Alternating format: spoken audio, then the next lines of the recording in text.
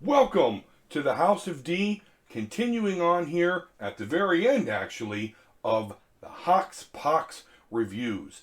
Of course, Powers of 10 released today.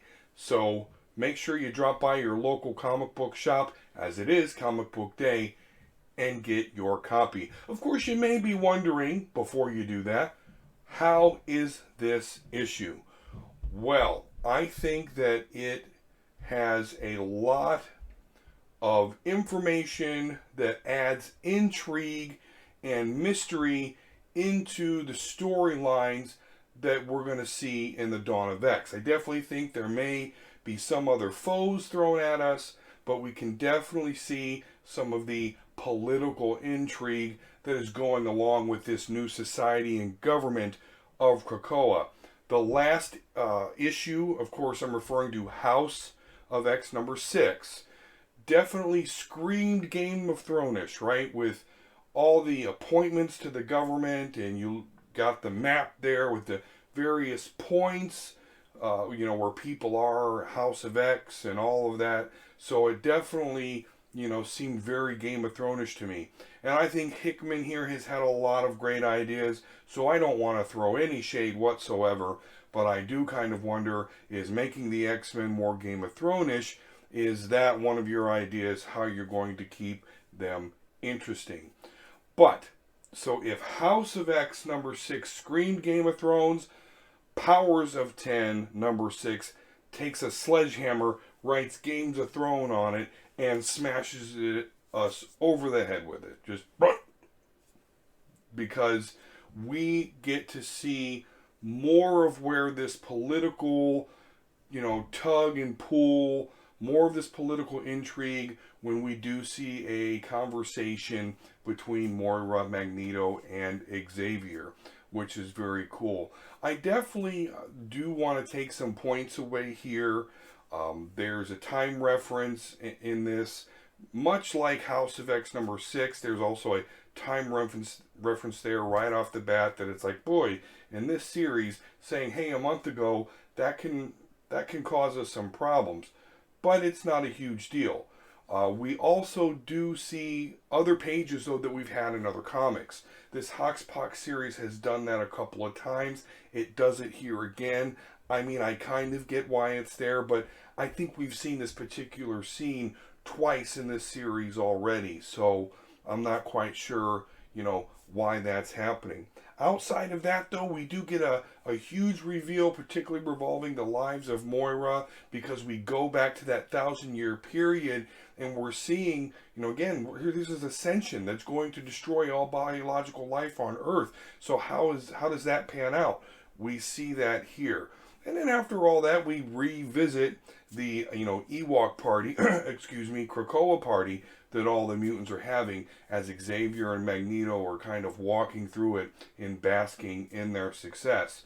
And then there we have it. So there's not a lot of action in this. I mean, a slight, some panels show a little bit of action there, but otherwise this is more dialogue, information. We see journal entries from Moira. So I know a question that has been asked before is, what's going on with these data sheets? Well, now we can kind of deduce what they are. So, definitely helps set up the Dawn of X. And that's really what the Hoxpox series was meant to do. But it really does fundamentally change the X-Men. I know that I've said on the channel, lost their soul. And I'll back away from that a little bit, but there has definitely been a paradigm shift in a major character in the X-Men universe. And so out of all the things that we get from this series, we also do understand, because of what we see in these series, how this paradigm shift, how it has come to be. So I certainly enjoy the issue. As you can tell, I definitely have some criticisms of it, but overall we're going to give this one a 9.25 out of 10. That's right, 9.25 out of 10. I think this whole series, both with the House of X and the Powers of 10, I think they crescendoed in the penultimate issues, which is number 5. So we do kind of go down a little bit with these, concluding issues, but it is to be understood because the HoxPox series is more world building and setup than it is an actual storyline that is going to have a conclusion. So that is to be expected. I definitely believe that if you have not been following these series, you definitely need to either go back and get the reprints or variants, or wait for the trade paperbacks to come out and get those. I'm sure it's only going to be two, House of X, Powers of 10. Make sure that if you have not, read these yet, that you do absolutely do so that you understand, how we have got to the Dawn of X and beyond. So this is going to be a perfect point for anyone that is new to the X-Men and want to jump into the comics. For right now, this is going to be where they need to jump in order to understand everything. At least, again, in this current continuity. But anyway, guys, make sure you go ahead and get this one if you've been following these series thus far. And enjoy this conclusion, but certainly enjoy the Dawn of X stuff coming out. We're, of course, going to get a new X-Men series. We're going to, of course, get an Excalibur series that looks to be really cool. We're going to get an X-Force series. We're going to get the Marauders, which looks to be really fun. We're going to, get the New Mutants, which I know has a lot of people excited there. It looks a lot like the original New Mutants with some additions there. And then, of course, the Fallen Angel series looks really interesting as well. So I'm definitely going to be checking out the first issues and reviewing all of them.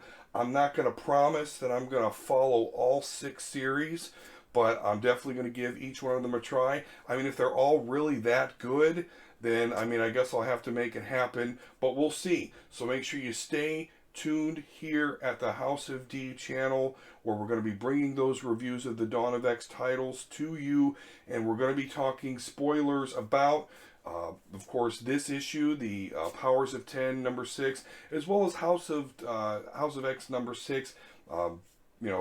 Haven't really gotten together with Volsky yet to talk about those, so I'm sure we're going to have a good time talking about those issues and overall this storyline and the conclusion of the House of X Powers of 10 series. But until next time, guys, if you haven't subscribed already, please do so, and hit that notification bell. Make sure you're not missing anything.